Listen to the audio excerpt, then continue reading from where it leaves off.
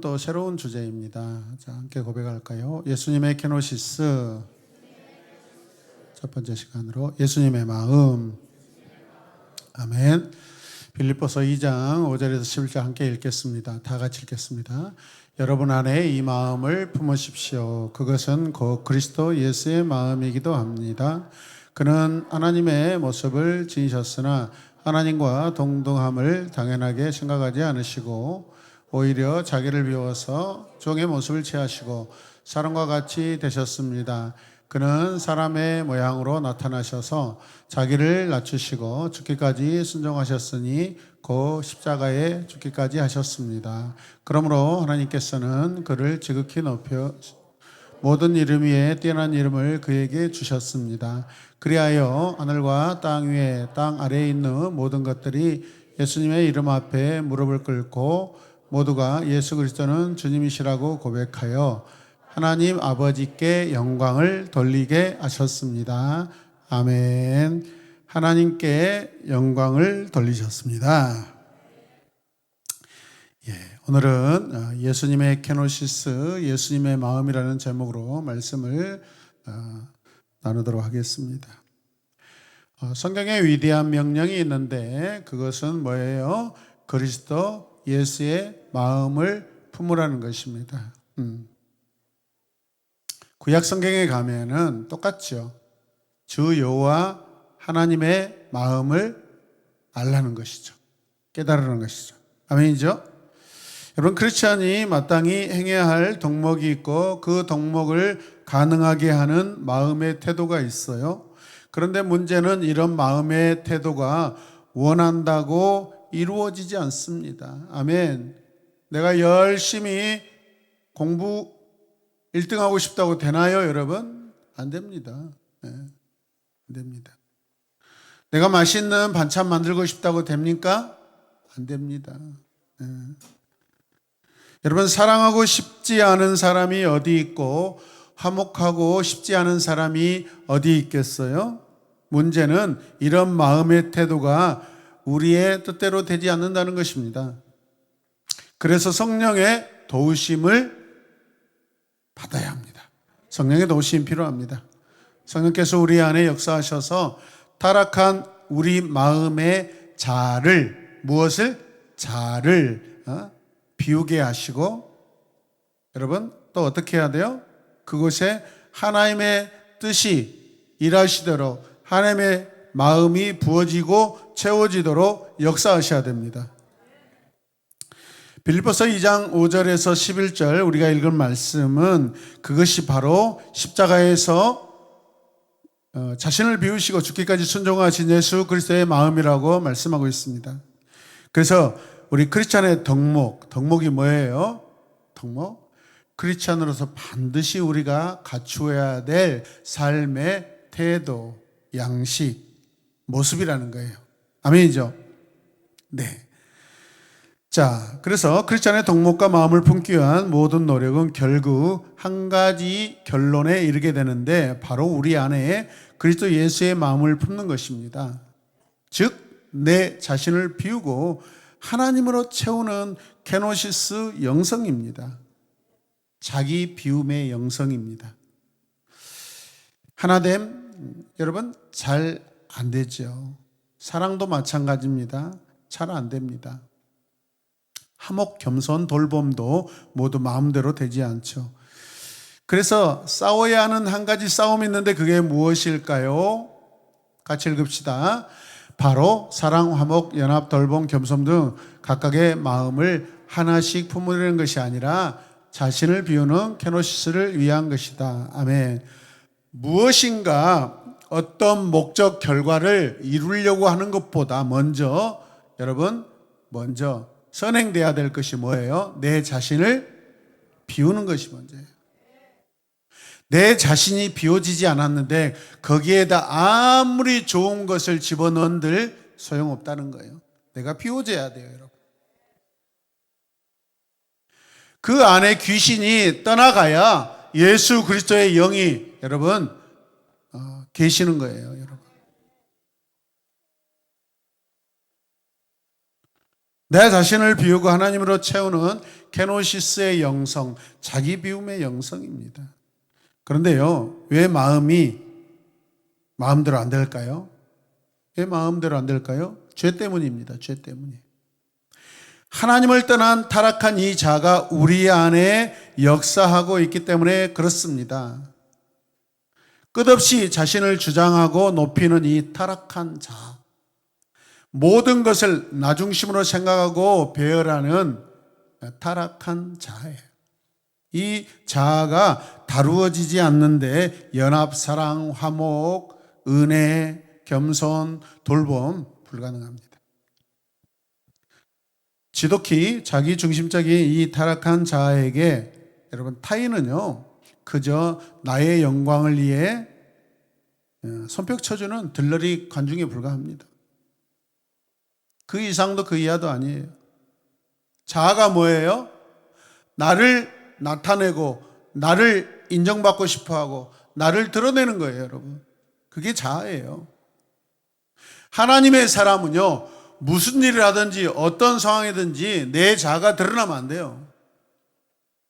내 안에 그리스도가 드러나야 돼요. 하나님이 드러나셔야 돼요, 여러분. 그렇기 때문에 우리가 싸워야 할 싸움은 결국 하나인데 바로 나 자신을 비우는 타락한 자아와 싸우는 거예요. 싸우는 거예요.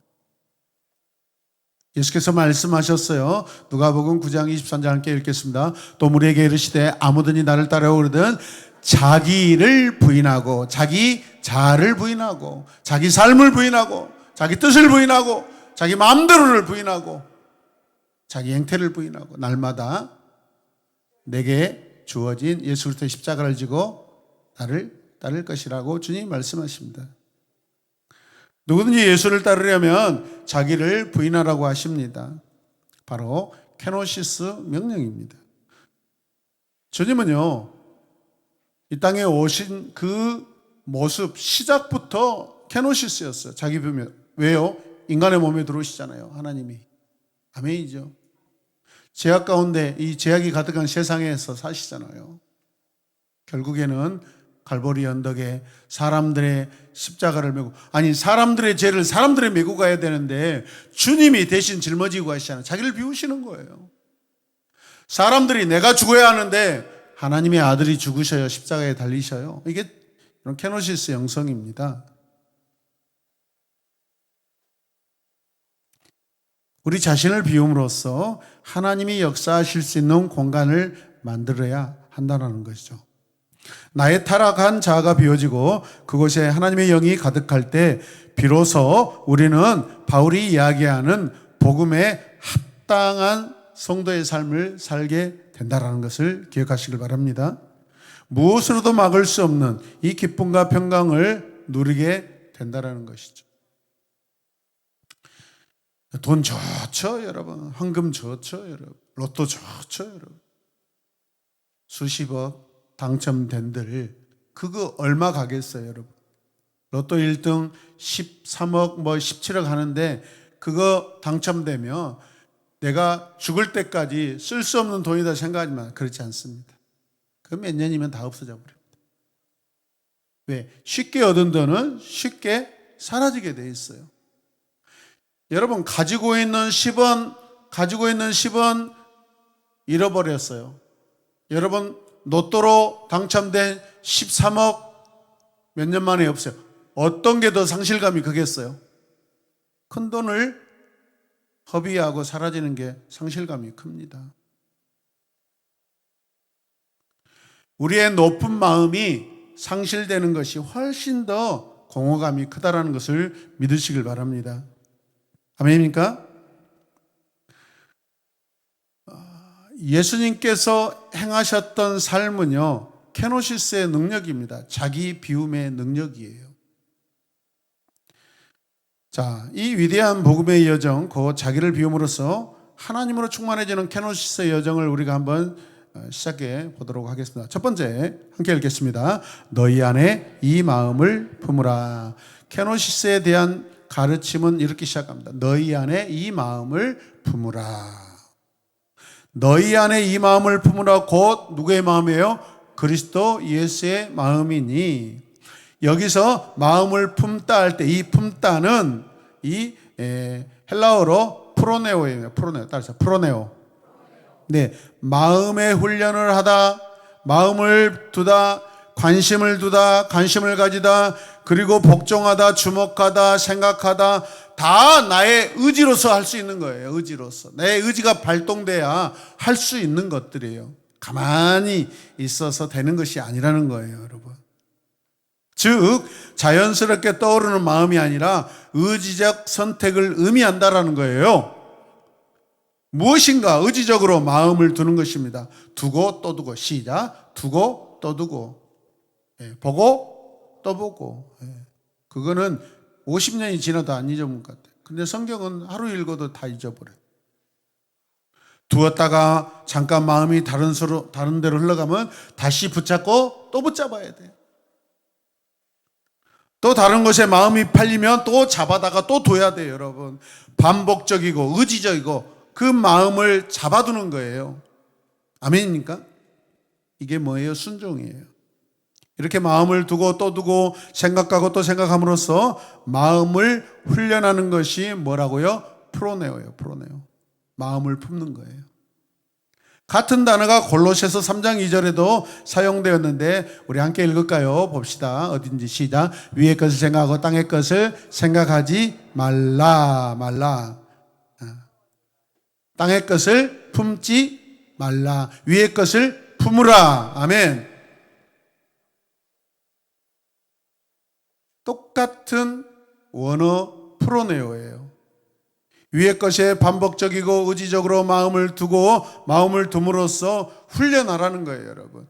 의지라는 것은 훈련이 포함된 것입니다. 프로네오는 마음의 훈련을 하는 거예요. 마음의 훈련. 모든 훈련은 의지를 사용해 반복함으로 여러분 익숙해지게 하는 것입니다. 훈련을 왜 해요? 훈련을 왜 해요? 좋은 것이 항상 나타나도록 하는 것입니다. 수백 번, 수천 번을 치는 거예요. 계속. 내 자세가 흐트러지지 않도록, 내 태도가 흐트러지지 않도록, 어떤 상황에서도 여러분 제대로 수행이 나오게끔 하는 거예요. 이게 뭐예요? 프로예요. 프로네오예요. 익숙해진 마음을 태도 또는 성품이라고 합니다. 뭐라고요? 태도 또는 성품. 익숙해진 마음. 이게 저절로 나타나는 거예요. 여러분이 제 앞에서 드러내는, 그냥 꾸미지 않고 자연스럽게 드러내는 것이 여러분의 성품이고 태도예요. 이렇게 하는 것이 태도고 성품이에요. 영어로 태도를 뭐라 해요? attitude라고 그러죠. 따라서 태도는 훈련된 마음을 의미한다. 아멘. 너희 안에 이 마음을 훈련하라 해요. 가만히 앉아서 여러분 예수님 내 안에 들어와 계신다고 해서 내가 외적인 그 행위들이, 덕목들이 나타나는 게 아니에요. 그것 때문에 우리가 힘들잖아요, 지금. 좋은 성도 되고 싶고, 좋은 크리스천 되고 싶고, 좋은 집사 되고 싶고, 좋은 장로 되고 싶고, 좋은 권사 되고 싶고, 좋은 목사 되고 싶고 하는데 돼요, 안 돼요? 잘 안 돼요. 집에서 부모님 말 잘 듣고 싶은데 예배 시간에 졸잖아요. 이게 잘 안 되는 거예요. 지난주에 혼났는데 집에 가, 엄마 나 오늘 잠자고 예배 시간에 졸았는데 다음 주에는 안 그럴 거예요. 근데 또 졸잖아요. 이게 쉬운 게 아니에요, 여러분. 훈련이에요. 그래서 끊임없이 훈련해야 돼요. 아니 지금 서리가 졸한다는 게 그런 뜻이 아니고, 예를 들어서 example,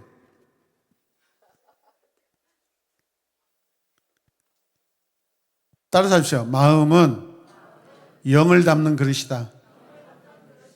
자, 그러면 우리의 마음이 거룩한 하나님의 영을 담기에 합당하려고 하면 좋은 태도, 좋은 마음을 가꾸고 계속 가꾸어야 돼요, 여러분. 아무리 좋은 땅도, 작년에 아무리 좋은 곡식을 열매 맺은 땅이라 할지라도 가만히 몇 년을 놔두면 다 묵힌 땅이 되고 거기에 풀이 자라고, 여러분, 그렇습니다.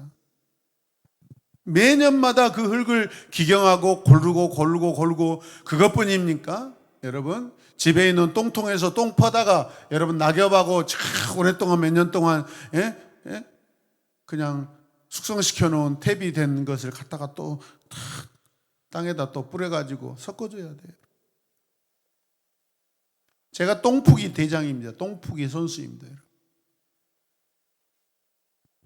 저는 어렸을 때부터 우리 집이 아주 기가 막힌 집에 살아가지고 가만히 앉아서 싸면 그냥 물이 그냥 뚱 하면서 1m를 솟아 올라가지고 싸고 나서 바로 올라와야지, 안 그러면 바로 또 이렇게 접촉 현상이 일어나더라고요.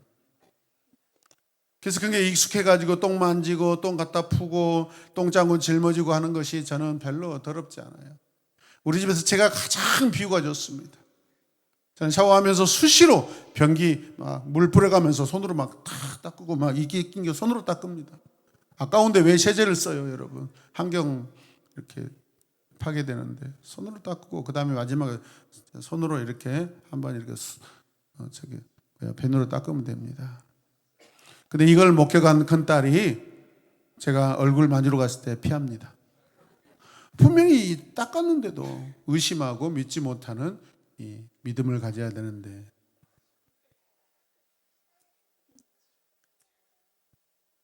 신방 가면 집사님 댁에 이렇게 화장실 가보면 진짜 뭐 오줌 똥물 막 누런 거 막 제발 좀 깨끗하게 하고 사십시오. 저는 하루에 한 3번씩 저는 우리 집 변기 청소합니다.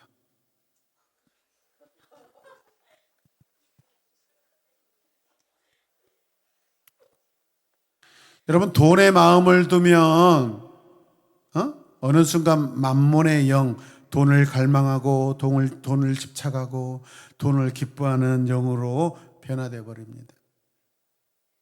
음란한 것에 마음을 두면 여러분 계속해서 순간순간 음란의 영이 가득해집니다. 이와 마찬가지로 우리가 그리스도 예수의 마음에 마음을 두고 또 두고 또 두고 또 둘 때 어느 순간 우리 안에 예수님의 영이 충만하게 여러분 임하시고 활동하십니다.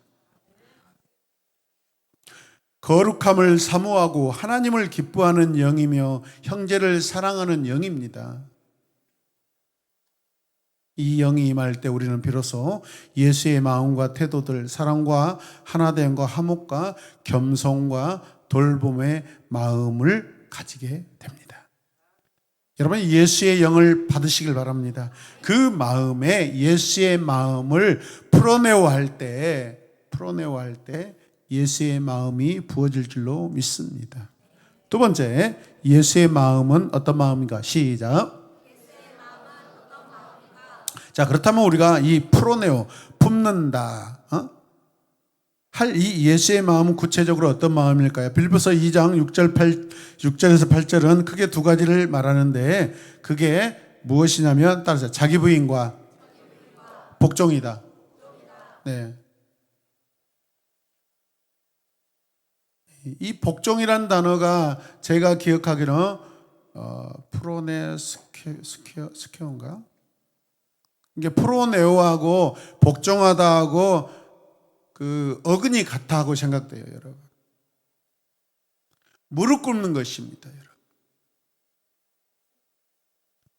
자, 빌립보서 2장 6절 8절 읽겠습니다. 그는 근본 하나님의 호체시나 하나님과 동등됨을 취할 것을 여기지 아니하시고 오히려 자기를 비워 종의 형체를 가지사 사람들과 같이 되셨고 사람의 모양으로 나타나사 자기를 낮추시고 죽기까지 복종하셨으니 곧 십자가에 죽으심이라. 자, 보세요. 예수님의 마음이 어떤 마음이에요? 하나님과 동등됨을 취하지 않으셨어요, 이 땅에서. 아멘. 하나님의 모습으로 살려고 하지 않으셨다는 거예요. 자기를 비우시고 종의 형체를 가지신 마음이에요. 아멘. 사람들과 같이 되고 싶은 마음이었어요. 사람의 모양으로 나타나고 싶은 마음이셨어요. 자기를 낮추시고 끝까지 죽기까지 복종하시는 마음이었어요, 여러분. 아멘입니까? 그리고 십자가에 죽고 싶으신 그 마음이셨어요. 케노시스 영성의 핵심은 방금 읽었던 6절에서 8절 말씀에 자기 부인과 복종에 있습니다. 자기 부인이 일어나야 복종이 가능합니다, 여러분. 아멘입니까? 복종이 먼저가 아니라 자기가 비워져야 돼요. 아멘이죠. 주님도 이 땅에 여러분 오시는 것 자체가 비움이에요. 비움.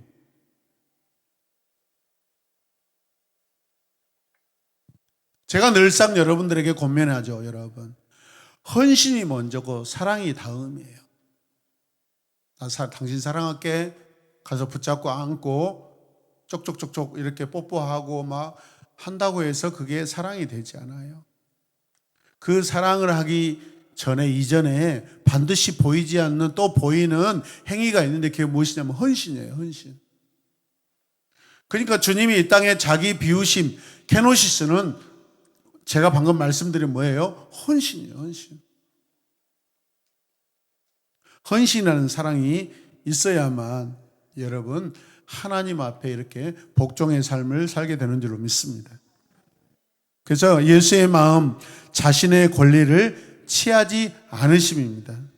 케노시스는 자신의 권리를 취하지 않고 내려놓는 것으로부터 시작되는데, 자, 함께 읽겠습니다. 예수께서는 하나님의 본체시나 하나님과 동등됨치할 것으로 여기지 않으셨다. 모든 인간에게는 스스로 합당하다고 생각하는, 따라서 착각 권리가 있다. 뭐가 있다고요? 착각 권리가 있어요. 이 정도의 대접은 받아야 하고 이 정도의 인정은 받아야 한다라는 자기 착각의 권리가 있어요. 자기 자신이 당연하다고 여기는 권리입니다. 이 권리는 침해받기 전까지는 잘 드러나지 않아요.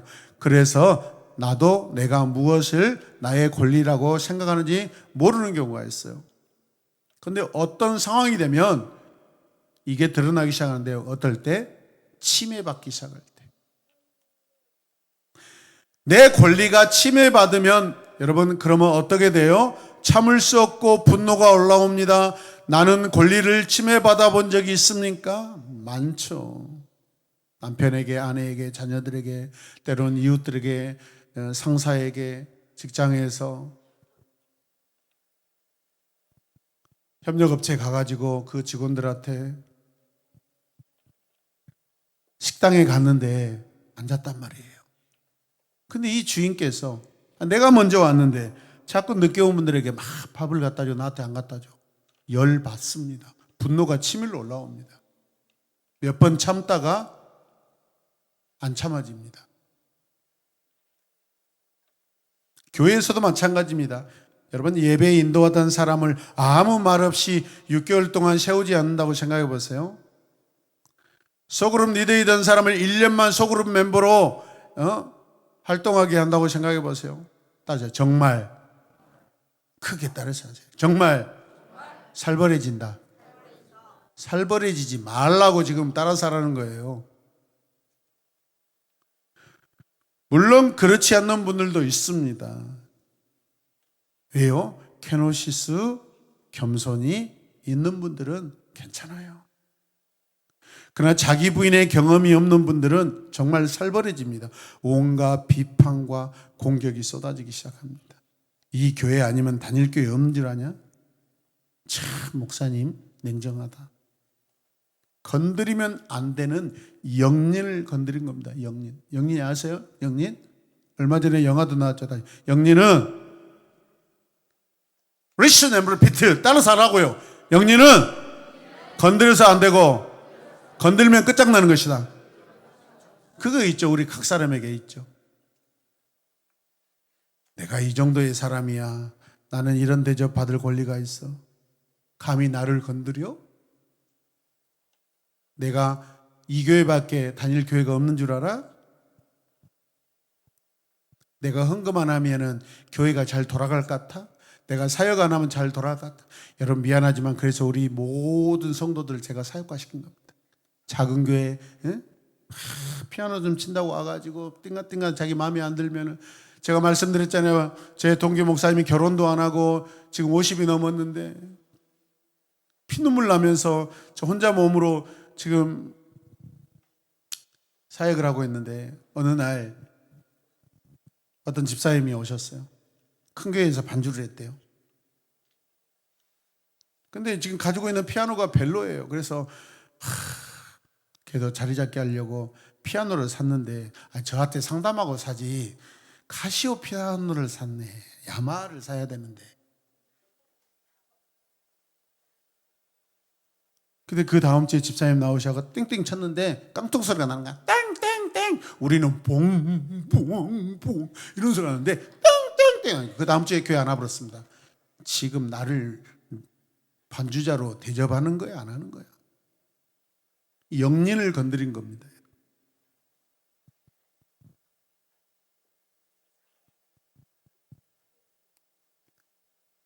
분식집에 가서 내 허락 없이 지금 시우 형하고 이든이하고 유빈이가 의찬 형하고 분식집에 갔는데 시우 형이 이든이 물어보지도 않고 김밥 시켜버렸어. 분노가 치밀러 올라옵니다. 물론 그 자리에서 표현을 못하죠. 주먹이 더 저쪽 주먹이 크기 때문에. 근데 속으로 다시는 내가 시우 형하고 밥 먹으러 간가 봐라. 마라탕 집에 가서 내가 싫어하는 거 다 넣어주고 안 좋아하는 거 다 넣어주고 좋아하는 거 안 넣어준다고 생각해보세요. 막 야채만 넣어주고 전체희하고 박민 언니 완전히 원수지간 돼버립니다. 그래서 제 아내는 압니다. 마라탕 집에 가면은 야채보다는 소고기 2봉지를 넣어줍니다. I'm happy.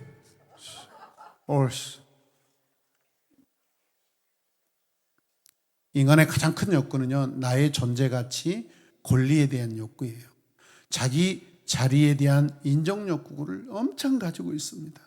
내가 어떤 존재인가, 나의 존재는 어느 정도 가치가 있는가. 이 존재 가치가 인간의 가장 근원적인 욕구예요, 여러분. 다른 말로 하면 그냥 이게 나의 자아예요. 사람은 돈 없이는 살아도 이 가오 없이는 못 삽니다. 본질적으로 내가 나를 바라보는 이 관점이라는 의미에서 이 자아관이라고 하는데, 자아관, 따라서 자아관. 하나님 관점도 아니고 하나님 우선순위도 아니에요. 내가 먼저예요. 내 중심이에요. 예수님의 케노시스는 이 자아 또는 자아관을 내려놓는 것에서부터 시작됩니다. 자기를 비워 시작되는 이 케노시스의 마지막은 어디까지 가셔요? 십자가의 죽으심까지 가십니다. 아멘.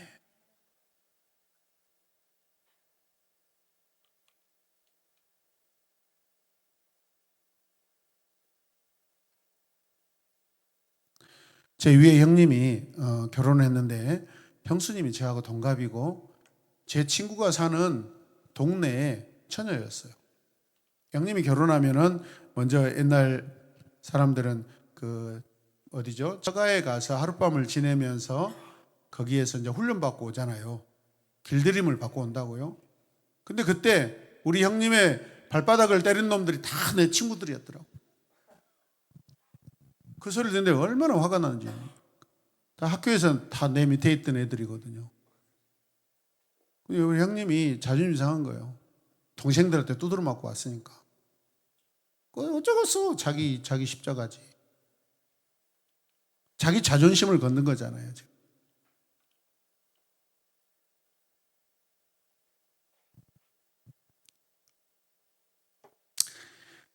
여러분, 예수님께서 누구든지 나를 따르거든 자기를 부인하라라고 말씀하시고 자기 십자가를 져라라고, 그리고 나서 나를 따르라라고 말씀하셨습니다.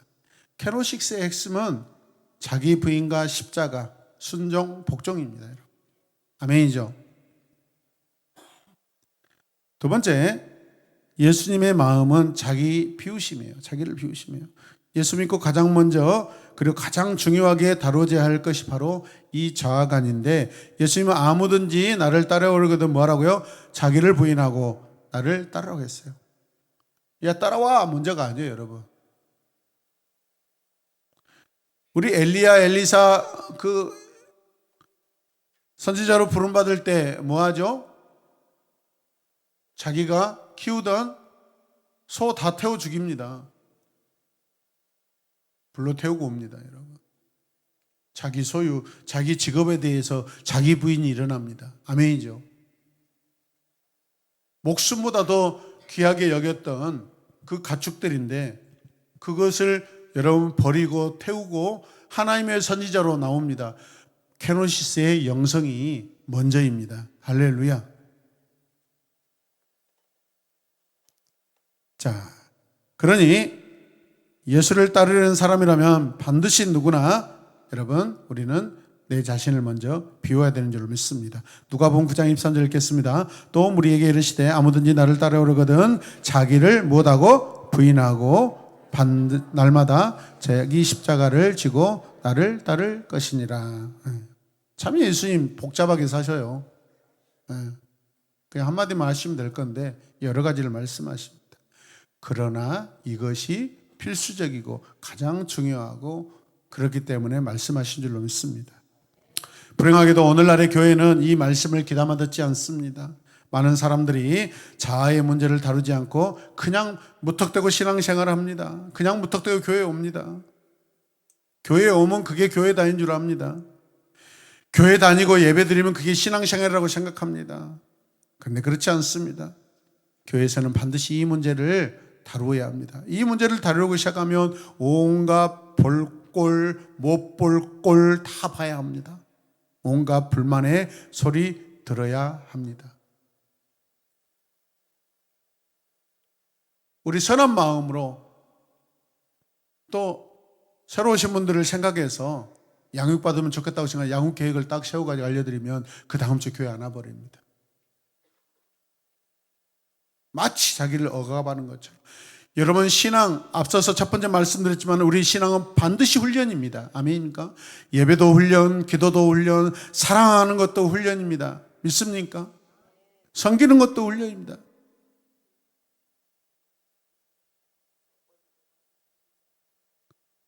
집사님은 매우 교만하셔요. 집사님은 자기 의로 가득 차 있어요. 집사님 안에 온갖 꾸정물과 쓰레기가 다 올라오고 있어요. 이렇게 직설적으로 이야기하면 어떻게 되겠어요? 생각만 해도 등골이 오싹해져요. 예수님께서 지금 이것을요 유대 사회에서 하셔요. 유대인들의 영린을 건드리니까 유대인들이 지금 발칵 뒤집어지는 거예요, 여러분. 그래서 죽이잖아요. 자아에 대해 도전하자 바리새인들이 막 일을 갑니다. 그러면 예수님께서 그들에게 도전하고 그들이 이렇게 일을 갈며 나타나는 그 건드리는 모든 것들은 하나님 보시기에 다 비워져야 될 것이라는 것을 우리가 기억하셔야 돼요. 아멘입니까? 그런데 우리는 감사하게도 여러분 지난주에도 말씀드렸죠? 설교 시간에 우리는 누군가와 갈등을 겪어야만 우리는 성장하고 성숙합니다. 가만히 있으면 자라지가 않습니다.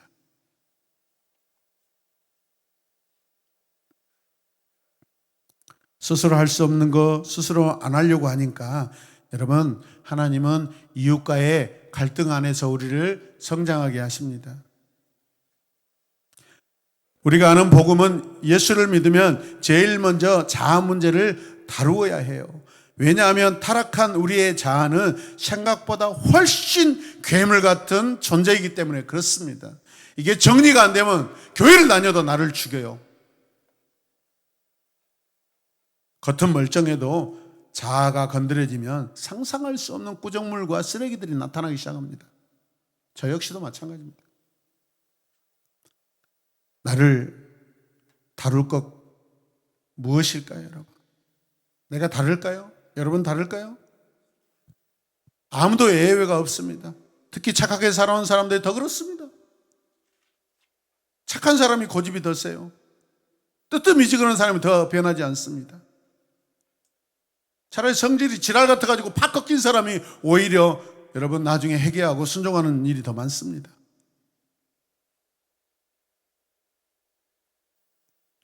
나의 자아가 그다지 착한 존재가 아니라는 사실을 여러분 누군가가 직언하기 시작하면 정말 무섭게 돌변합니다. 인간은 하나도 예외 없이 다 타락한 존재입니다. 의인은 없나니 하나도 없습니다. 감사하게도 이것이 내가 배운 복음, 우리가 배워야 할 복음입니다. 이 이야기를 누가 하겠어요? 교회 공동체 안에서 이 이야기를 누가 하겠어요? 해야 된다면 제가 해야 되는데 이 말을 듣고 싶지 않습니다. 듣지 않으면 여러분 어디서 그런 소리를 들어요? 변화되지 않습니다.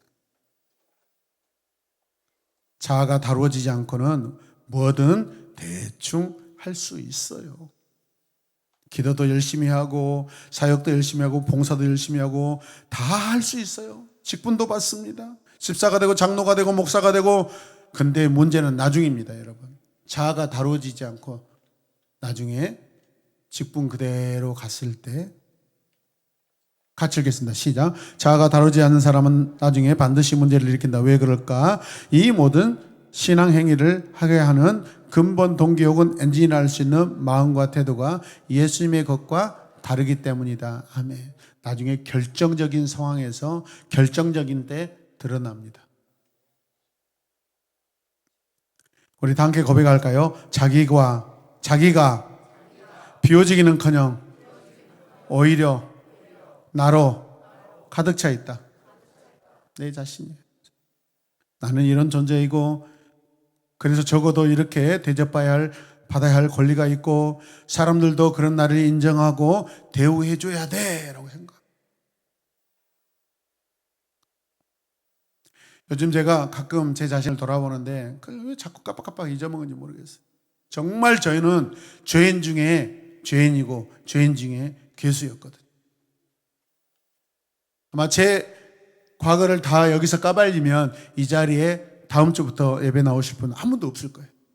그만큼 저는 더럽기가 한량없고 추악하기가 그지없는 죄인이었습니다.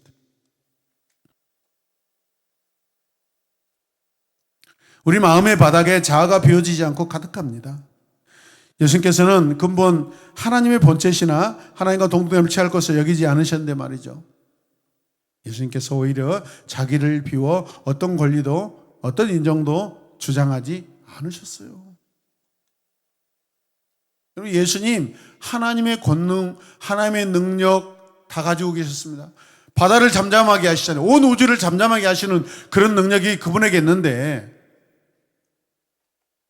사두개인, 바리새인, 여러 유대인들, 장로들 말 안 들을 때 주님 충분히 썬더볼트요, come to 주디, 제우스, 유대인들에게 그냥 내려라 할 수 있어요. 벼락을 내려서 저들 아주 다 꼬실러 버릴 수 있단 말이에요. 안 하셔요. 근데 그게 자기 비움이십니다. 아멘입니까? 그렇게 해서는 사람이 변하지 않는다는 거예요. 사랑과 섬김과 희생으로 변화된다는 거예요, 여러분.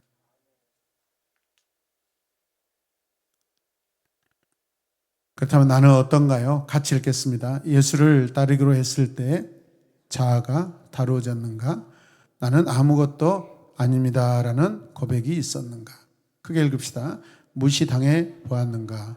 생각이 꺾여 보았는가? 고집이 꺾여 보았는가? 혹시 아직도 펄펄 살아있지는 않은가?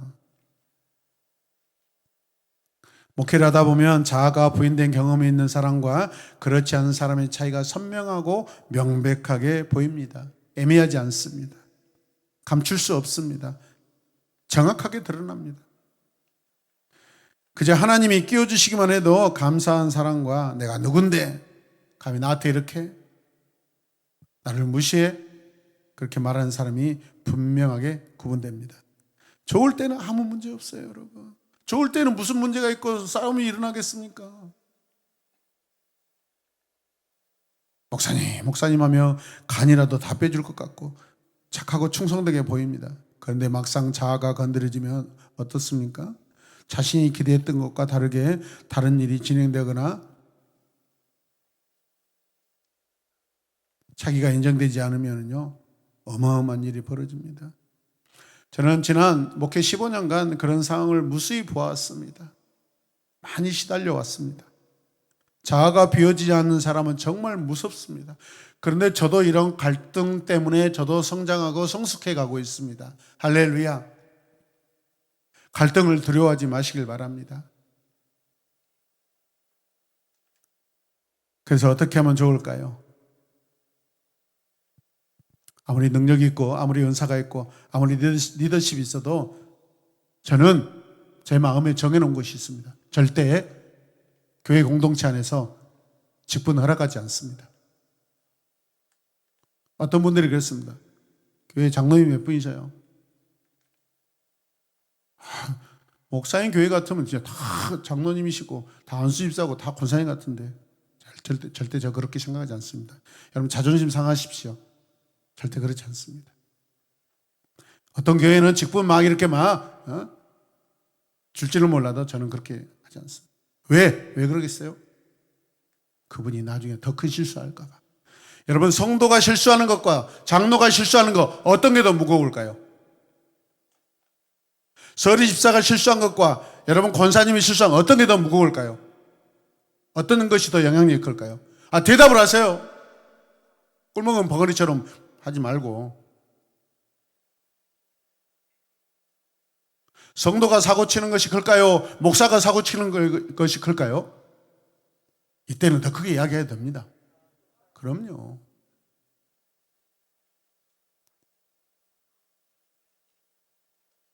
저는 우리 교회에 세워진 직분자들이 적어도 하나님 나라의 신실한 직분자 되기를 원합니다.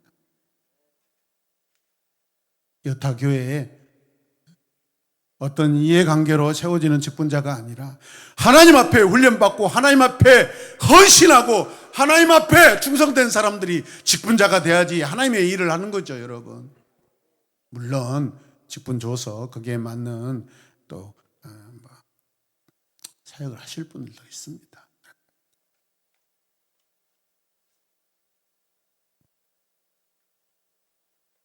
내가 권사님이 돼야 되는데 나를 안 세워준다 생각해 보셔야 됩니다. 내 자신을. 그래서 여러분 헌신하고 싶고 충성하고 싶고 그러시면 저한테 오셔서 말씀하세요. 목사님 저 내년에 소그룹 리더로 한번 섬기고 싶습니다.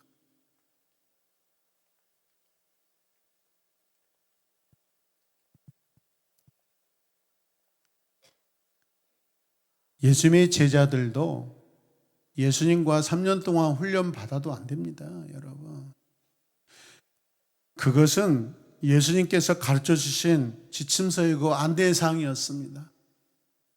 교과서를 가지고 있는 상태였습니다. 근데 언제 적용돼요? 성령이 임하셨을 때, 하나님의 영이 임하셨을 때 예수님께 받았던 그 교과서 지침서가 이제 적용되고 실천이 되는 거예요. 하나님의 영이 없으면 아무것도 할 수가 없어요. 착각하면 안 돼요.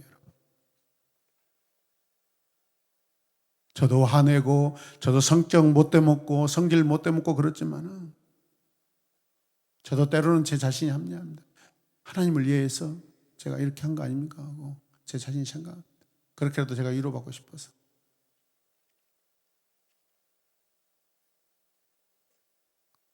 사실 대부분의 마음은 그거이고요, 사실. 제가 교회 파일을 키우려고 했으면 여러분 이 자리에 이렇게 평안한 마음은 있지 않습니다. 제가 날마다 그래프 그리면서 보험회사 같이 문선희 팀 전도 몇 명, 문선희 팀 전도 몇 명, 이수경 팀 전도 몇 명, 그래프 그리면서 금 한 돈씩 막 선물 주면서 사람들 전도하고 데려오라고 그랬을 것입니다. 그거는 진정한 기독교 교회의 모습이 아니라고 생각합니다. 우리가 하나님을 사랑해서 하나님의 사랑의 마음이 크고 넘쳐서 죄인된 나를 구원하신 하나님이 나를 통해서 이제 또 다른 죄인을 불러서 하나님의 사람으로 세우길 원하는 그런 마음, 그런 사명, 그런 훈련이 우리 안에 계속되길 원합니다. 아멘. 사랑하셔야 돼요. 사랑한 마음이 가득하길 원합니다. 아멘입니까? 그래서 우리 플랜 50도 매주마다 기도하고 매일마다 막 어쩔 때는 우리 집에서 보면 밤 10시, 12시, 1시까지 막 성경 읽는 거 체크하고 있고 막 그래요. 우리 딸이. 참 잘못 걸렸어. 플랜 50. 김혜빈 보통 사람 아니야. 그런데 이게 몇 개월 하니까 어떻게 돼요?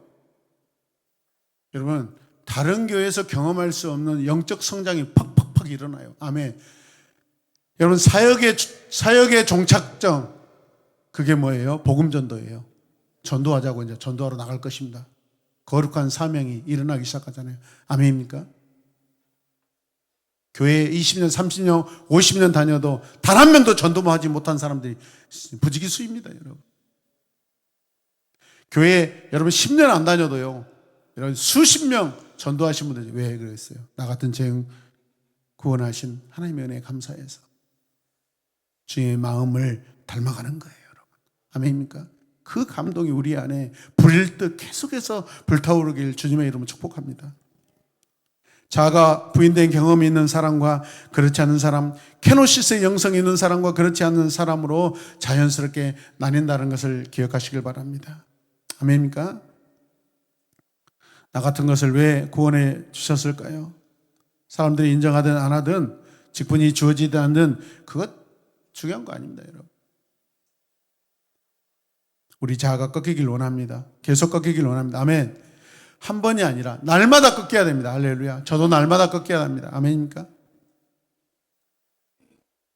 실수하고 나서 그때 왜 그랬을까 이렇게 해야 될 건데, 어리석고 무능력해서 어떤 사람들, 훌륭한 사람들 한 번 실수하고 잘하는데 저는 부족하기 때문에 3번, 4번, 5번, 6번, 100번, 1000번 해야 변하더라고요. 하나님, 나 같은 사람은 쓰시면 안 됩니다. 그냥 평생 하나님 나라에 민폐나 안 끼치고 살면 좋겠습니다. 이런 겸손의 고백이 있었으면 좋겠습니다. 빌립보서 2장 7절 9절 읽겠습니다. 오히려 자기를 비워 종의 형체를 가지사 사람들과 같이 되셨고 사람의 모양으로 나타나사 자기를 낮추시고 죽기까지 복종하였으니 그 십자가의 죽으심이라. 이러므로 하나님이 그를 지극히 높여 모든 이름 위에 뛰어난 이름을 주사. 아멘. 주 예수 그리스도. 나는 어떻습니까? 자기를 비워 종의 형체가 되었습니까? 그럼 그것이 예수님의 마음입니다. 이제 마지막 3번째, 어떻게 케노시스를 이룰 것인가? 함께 고백합니다. 시작. 어떻게 케노시스를 이루는 건가? 자, 그러면 어떻게 해야 우리가 우리 자아를 다룰 수 있을 것인가? 어떻게 케노시스를 이룰 수 있을까요? 열쇠는 말씀과 기도와 그리고 공동체입니다. 기억하시길 바랍니다. 말씀은 진리를 깨닫게 하고 기도는 깨달은 진리를 가지고 씨름하고 전투하는 것입니다. 그런데 그 사이에 공동체라는 현실이 있습니다. 그 공동체 안에서 우리가 영적 갈등, 영적인 부딪힘이 있을 때 매일매일 나의 삶이 믿음의 사람으로 변해가는 줄로 믿습니다. 혼자 사는 사람에게는 성화가 없어요. 말씀에서 깨닫고 조명된 것들은 이 공동체를 통해 실제가 되고 드러난다는 것을 기억하시길 바랍니다. 여러분, 예를 들어 말씀에 시기하지 말라고 했습니다. 공동체라는 환경이 없다면 그 말씀은 그냥 추상적인 것입니다. 시기는 반드시 대상이 있는 것입니다. 대상이 없는 훈련은 훈련이 되지 못합니다. 공동체를 통해 시기하는 내 모습이 드러날 때 말씀이 비로소 현실이 되어서 그 갈등 가운데 내가 올바르게 나아갈 방향을 찾아간다는 것을 기억하시길 바랍니다. 잘못된 갈등을 여러분들이 하라는 게 아닙니다. 사랑하고 섬기다가 애매한 오해를 받는 갈등을 당하시길 바랍니다. 죄가 없는데 여러분 오해받는 그런 현실이 되시길 바랍니다. 오늘 나는 어떻습니까? 함께 읽겠습니다. 혹시 나의 자아가 건드려지는 현실이 있는가? 자아를 건드리는 사람이 있는가? 마음이 상하거나 자존심이 상하거나 사람들이 알아주지 않는 상황이 속상한가? 내가 마땅히 누려야 할 권리를 침해당했다고 느끼거나 오해받고 있다고 생각되는가? 나를 억울하게 하는 사람 혹은 현실이 있는가? 감사하시길 바랍니다. 너희 안에 이 마음을 품으라고 그리스도 예수의 마음이니. 우리의 자아를 향한 하나님의 도전입니다. 자신을 비우고 십자가에 죽으셨던 예수님처럼 타락한 우리의 자아를 꺾고 자신을 비우라는 말입니다. 여러분, 우리가 내 자아를 비운다고 십자가 만들어 놓고 올라가서 누구에게 내 양손에 못 박고 내 양발에 못 박으라고 해도 내 자아는 사라지지 않습니다. 그리스도가 오셔야 됩니다.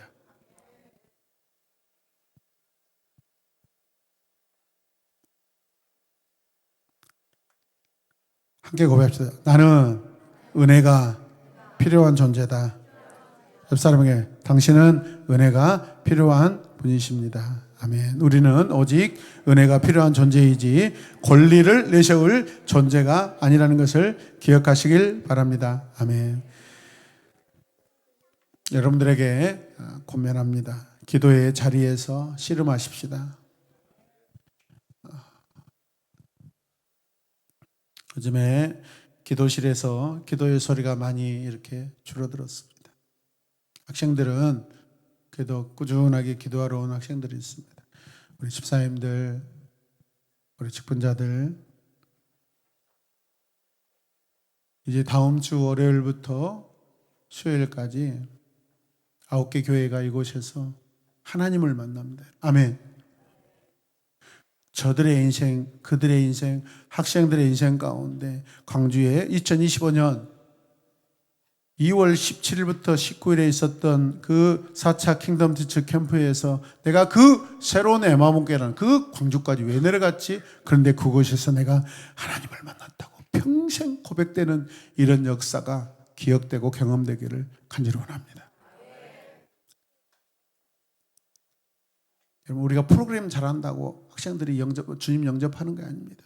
우리가 하나님께 매어 달리는 것입니다. 하나님, 우리 학생들을 만나주시고 만져주세요. 아멘. 그게 기도 아니겠습니까?